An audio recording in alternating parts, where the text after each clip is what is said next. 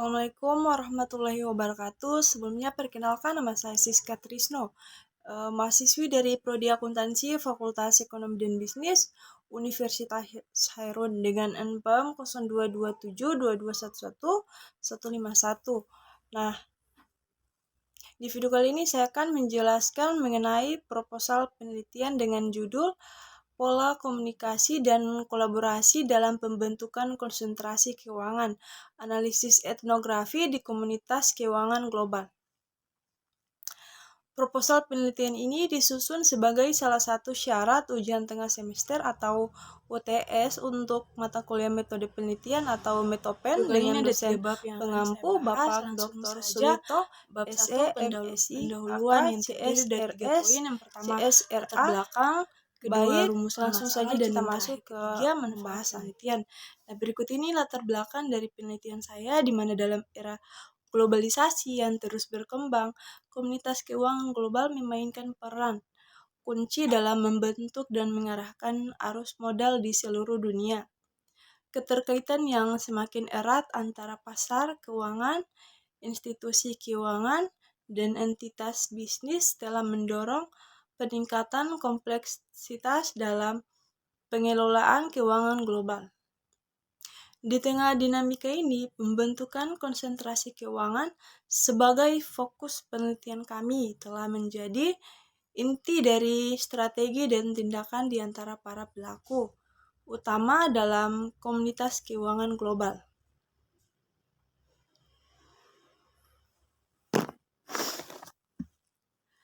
Lanjut, poin yang kedua, rumusan masalah.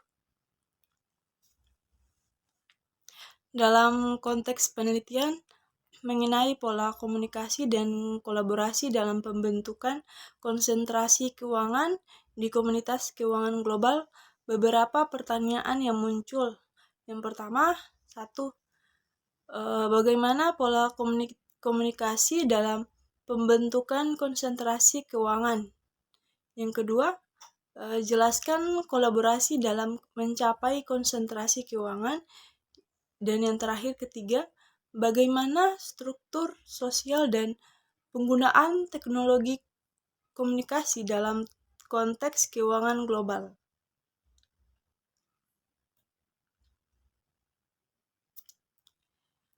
Poin yang ketiga, manfaat penelitian. Yang pertama, manfaat penelitian. Pemahaman yang mendalam. Penelitian ini dapat memberikan pemahaman yang lebih mendalam tentang dinamika komunikasi dan kolaborasi yang terjadi di antara anggota komunitas keuangan global. Yang kedua, pengembangan strategi. Temuan dari penelitian ini dapat digunakan untuk mengembangkan strategi baru dalam mencapai konsentrasi keuangan. Ini termasuk pengembangan model bisnis baru, aliansi strategis, atau penggunaan teknologi baru untuk meningkatkan kolaborasi antar anggota komunitas keuangan. Yang ketiga, peningkatan kualitas keputusan dengan pemahaman yang lebih baik tentang pola komunikasi dan kolaborasi. Para pemangku kepentingan dalam komunitas keuangan global dapat membuat keputusan yang lebih baik dan lebih terinformasi. Hal ini dapat mengurangi risiko keputusan yang salah dan meningkatkan hasil keuangan jangka panjang. Yang ketiga, inovasi dalam teknologi komunikasi. Temuan penelitian ini dapat memicu inovasi dalam teknologi komunikasi yang digunakan dalam konteks keuangan global. Hal ini dapat mencakup pengembangan platform komunikasi khusus untuk komunitas keuangan, alat kolaborasi yang lebih canggih, atau penggunaan kecerdasan buatan untuk meningkatkan efektivitas komunikasi. Yang kelima, kontribusi terhadap literatur akademis. Penelitian ini akan memberikan kontribusi penting terhadap literatur akademis dalam bidang keuangan, manajemen, dan komunikasi. Temuan-temuan baru dapat menjadi dasar untuk penelitian lebih lanjut dan pemahaman yang lebih baik tentang dinamika keuangan global. Yang pertama, pola komunikasi dalam pembentukan konsentrasi keuangan. Penelitian tentang pola komunikasi dalam pembentukan konsentrasi keuangan menyoroti pentingnya arus informasi yang efisien dan tepat waktu dalam mempengaruhi perilaku dan keputusan pasar. Jones 2018 menunjukkan bahwa komunikasi yang efektif antara pemangku kepentingan di pasar keuangan dapat memainkan peran kunci dalam pembentukan persepsi pasar terhadap aset dan instrumen keuangan tertentu. Informasi yang akurat dan cepat dapat menyebabkan peningkatan permintaan atau penjualan dalam jangka waktu yang singkat yang dapat menghasilkan fenomena konsentrasi keuangan. Dalam konteks ini, pola komunikasi yang terjalin antara pelaku pasar, lembaga regulator memiliki dampak yang signifikan pada dinamika pasar dan pembentukan konsentrasi keuangan.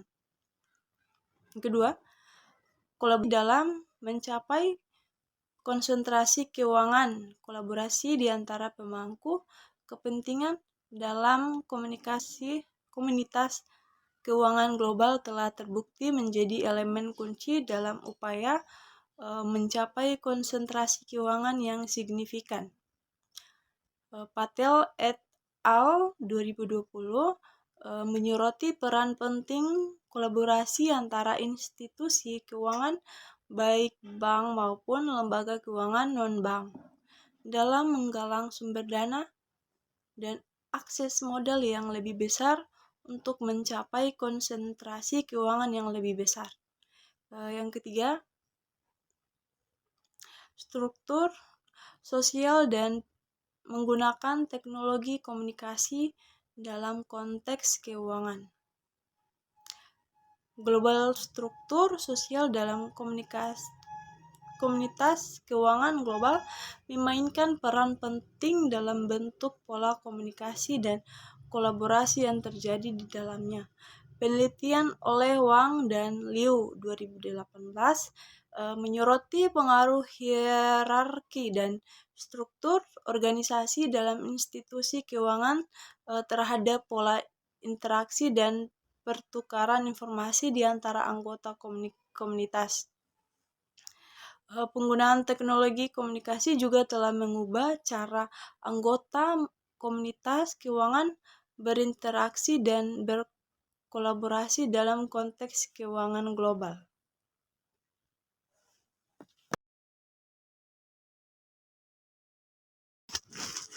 Bab 3, metodologi penelitian. Pertama, pendekatan penelitian. Pendekatan penelitian yang kami pilih adalah kualitatif dengan menggunakan metode etnografi. Kami percaya bahwa pendekatan ini akan memberikan pemahaman yang mendalam tentang pola komunikasi dan kolaborasi dalam pembentukan konsentrasi keuangan di komunitas keuangan global. Dengan menggunakan metode etnografi, kami akan dapat memperoleh akses ke pengalaman sehari-hari dan konteks sosial di mana praktik-praktik ini terjadi yang tidak selalu dapat ditangkap melalui pendekatan kuantitatif. Kedua, desain penelitian. Penelitian ini akan menggunakan desain studi kasus ganda yang memungkinkan kami untuk mendapatkan pemahaman yang lebih luas dan komprehensif tentang pola komunikasi dan kolaborasi dalam pembentukan konsentrasi keuangan. Dengan memilih 2 atau lebih institusi keuangan global yang berbeda sebagai studi kasus, kami akan dapat membandingkan praktik-praktik yang berbeda dan mengidentifikasi pola umum serta perbedaan dalam pembentukan konsentrasi keuangan di antara mereka. Hal ini akan memungkinkan kami untuk mengeksplorasi faktor-faktor yang mungkin memengaruhi pola komunikasi dan kolaborasi seperti budaya organisasi, struktur hierarkis atau lingkungan regulasi yang berbeda. Studi kasus ganda juga akan memungkinkan kami untuk memperoleh pemahaman yang lebih mendalam tentang konteks sosial,